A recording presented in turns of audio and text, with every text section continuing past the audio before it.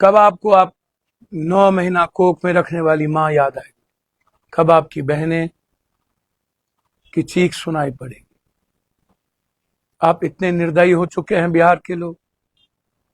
एक मासूम 16 साल की लड़की बक्सर में अपने घर से निकली थी मुस्कुराती हुई, हंसती हुई, दोस्त के साथ, और कोचिंग के बीच में 4 बड़े लड़के का, बड़े पिता का बेटा, मनचला बेटा, जिसे वहीं पर मार देना चाहिए, जिंदा कैसे है। क्या कब बात की है ये? 2-2 महीना तक उस बच्ची का भोजन नहीं भरता था। 2-2 महीने तक वो नीट्स में 500 नंबर लाई। वो 650 नंबर ला करके वो अगले बार डॉक्टर बनना चाहती थी।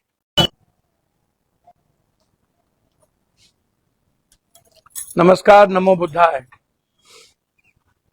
मैं फिर क्यों आया आपके बीच कुछ कहने। कब जगिएगा, कब झकझोरेगा आपके बेटी आपको, कब आपको आप 9 महीना कोख में रखने वाली माँ याद आएगी, कब आपकी बहनें की चीख सुनाई पड़ेगी।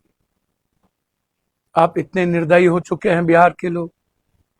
मैं जानता था कि इस देश में अब लड़ाई नहीं हो सकती, संघर्ष नहीं हो सकता, और इस बिहार में कुछ भी नहीं हो सकता, कुछ भी नहीं हो सकता। 1 से 2 सप्ताह के अंदर 14 बलात्कार की घटना।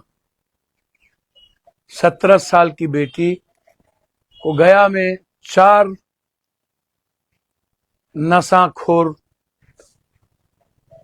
नरभक्षी उठाता है और नालंदा में लाके बारी बारी से 48 घंटा तक मार के रेप करता है, और फिर नींद की गोली खिलाकर उसकी मां के घर में छोड़ आता है।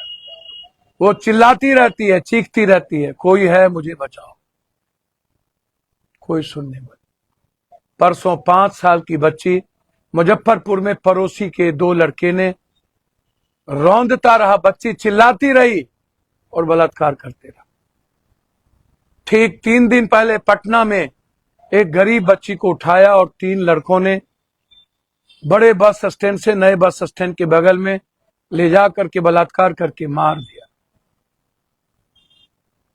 एक मासूम 16 साल की लड़की बक्सर में अपने घर से निकली थी मुस्कुराती हुई, हंसती हुई, दोस्त के साथ,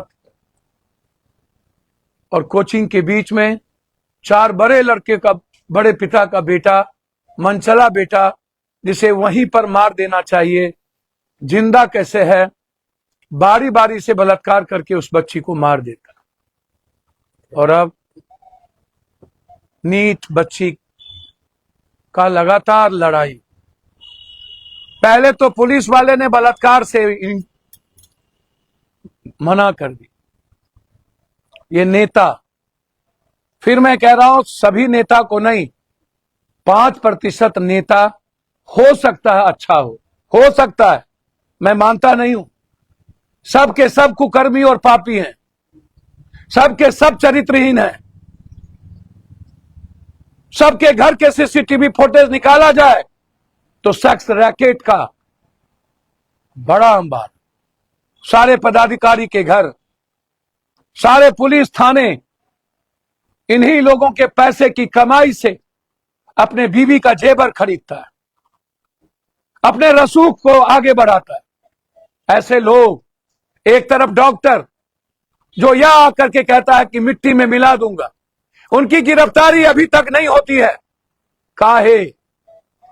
जिन डॉक्टर ने हमारी बेटी के खरोंच को, इंटरनल पार्ट पर उसने कुछ नहीं कहा, पीछे चोट लगी कुछ नहीं कहा, सीने पर खरोचा गया कुछ नहीं कहा, पीठ खरोचा गया कुछ नहीं कहा, पूरी की पूरी नाखून और घुटने छिला गया कुछ नहीं कहा, क्या उस डॉक्टर की गिरफ्तारी नहीं होगी? क्या वो जल्लाद डॉक्टर नहीं है? क्या वो नरभक्षी नहीं है?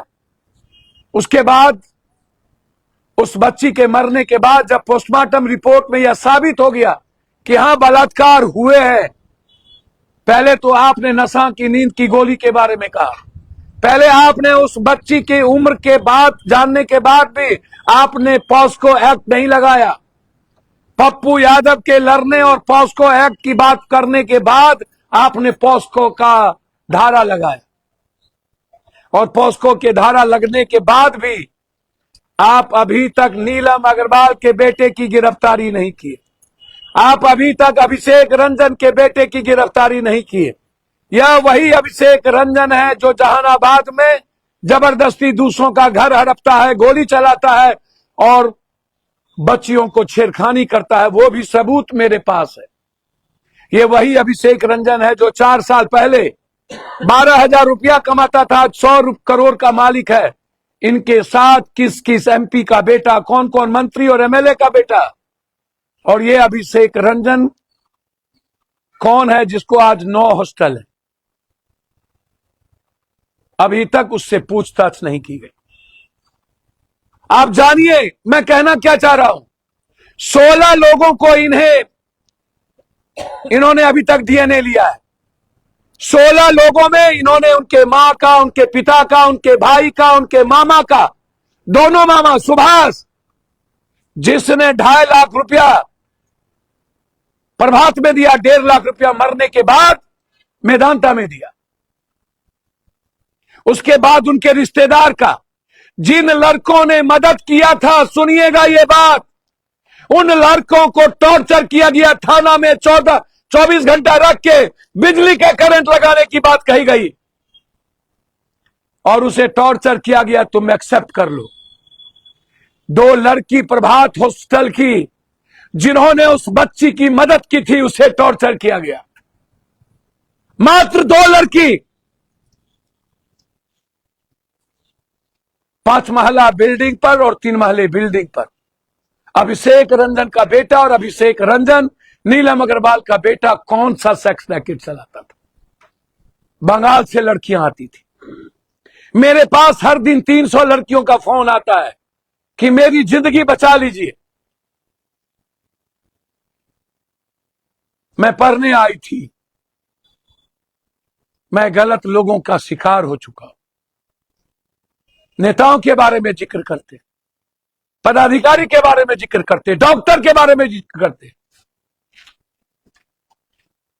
मैं आपसे पूछना चाहता हूं, 16 आदमी के डीएनए में 10 आदमी आपने परिवार का लिया।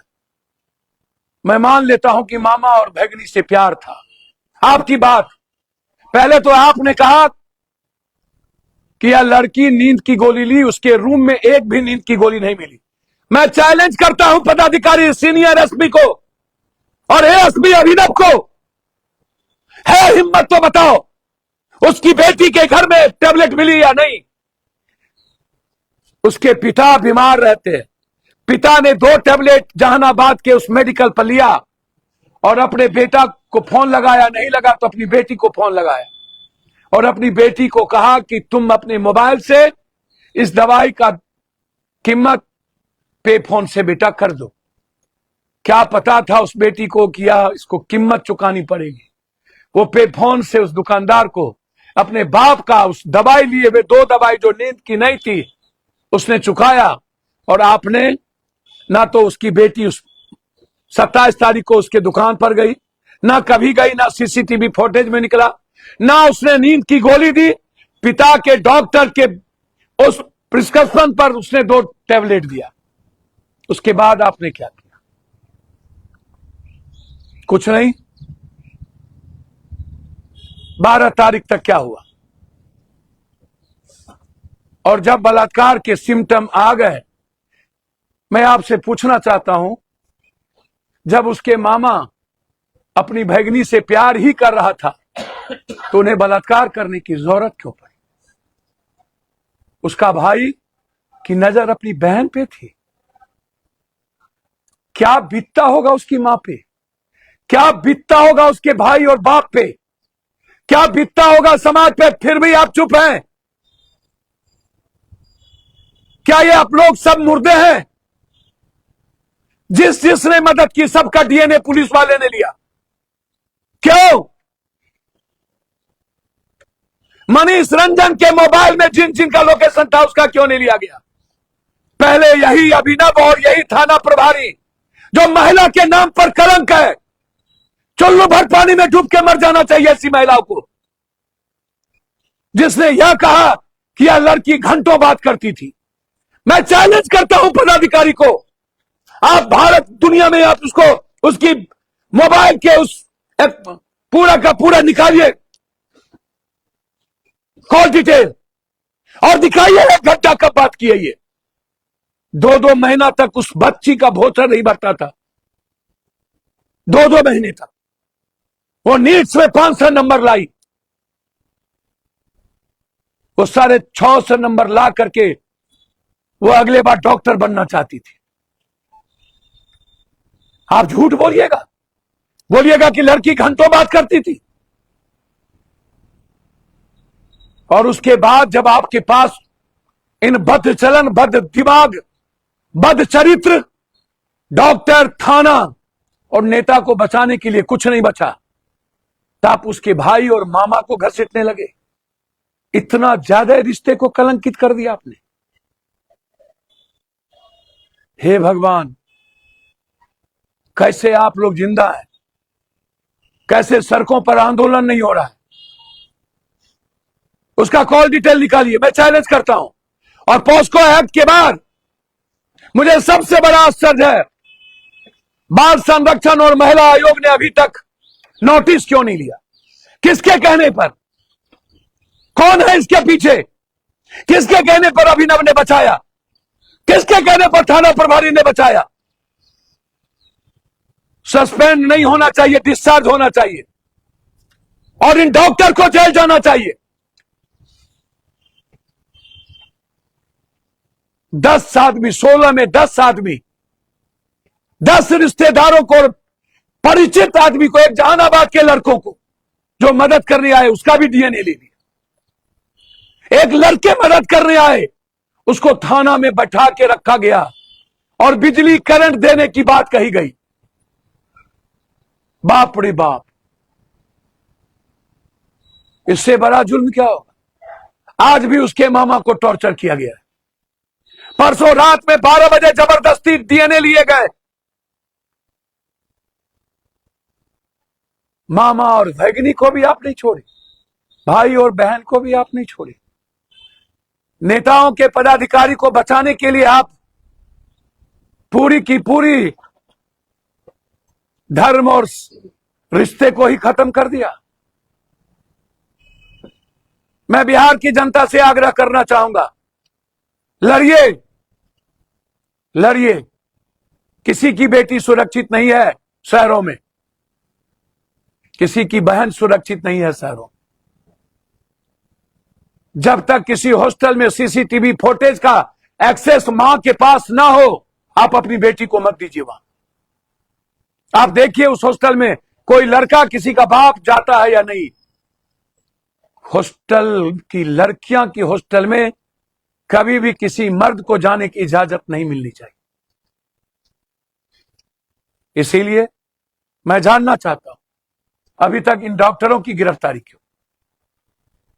क्या कारण है कि सिर्फ परिवार को तंग किया जा रहा है? पहले बलात्कार नहीं हुए, फिर नशा की टेबलेट खाई, फिर आत्महत्या किया गया, फिर जब बलात्कार हुए। अंत में मैं एक बात पूछना चाहता हूं, मामा आए नहीं तो बलात्कार किसने किया?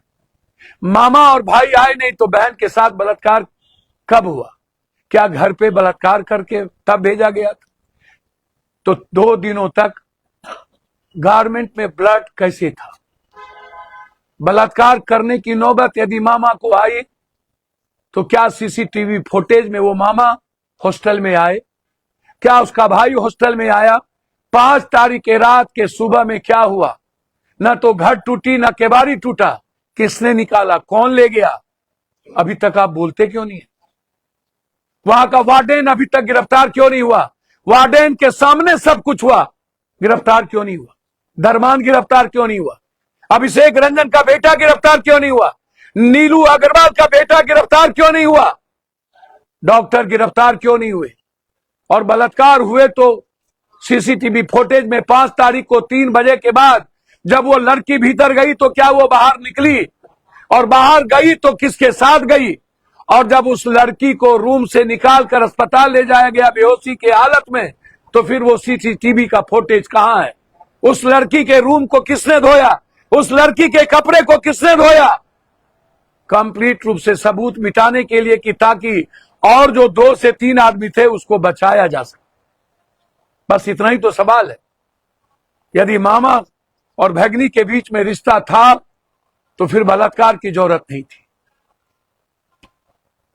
भाई और बहन के रिश्ते गलत थे तो फिर बलात्कार की जरूरत नहीं थी। मामा और भगनी के रिश्ते गलत थे तो मामा आया नहीं तो किसने बलात्कार किया? इतना ही तो सवाल है। पहले झूठ का नशा, टैबलेट नहीं मिला, फिर सीसीटीवी फुटेज नहीं मिली, अब कितना सबूत चाहिए पुलिस के झूठ को? और इन पुलिस को सस्पेंड करने के अलावा सम्राट चौधरी जी, कितनी बेटियों को बलि का बकरा बनाइएगा आप लोग? कितने परिवार को आत्महत्या करने पर मजबूर कीजिएगा? ये लड़ाई मेरी है, ये धर्म की लड़ाई है। एक तरफ कौरवी सेना है तो मैं उस परिवार के साथ खड़ा हूं। फंसा के देख लेना, हिम्मत है तो आर पार की लड़ाई होगी। धन्यवाद, नमस्कार।